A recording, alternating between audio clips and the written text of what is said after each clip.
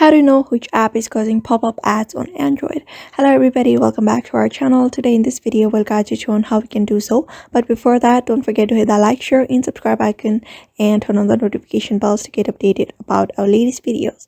So if you're having that issue of getting pop-ups while using your app, and there are some while using some of the apps and you want to know from which app the notification is coming from, these are the process you may do in order to do so. So the very easy step is just head over to the settings of a device. After that, scroll down a bit until you're able to find the settings called app here.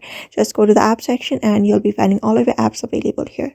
So here you can find this option called this three dot. So when you click on it, you can find this filter option, and here you can find this option called sort by last used and last updated. So it's just gonna click on this option called last used and click on the settings, and here I can see I have used the settings. For example, for now I just use settings, and if I'm getting pop-up right now, I'm using settings below below the application that I'm using right now. There I'll be finding the app that just sent me a pop-up. So what you're going to do is simply click on the app that just sent you a pop-up that is below the app that you're just using, and you can find this force stop option. You can just use that force stop option if it is an in-app of your device, or you may just head over to the application and uninstall the application from your device.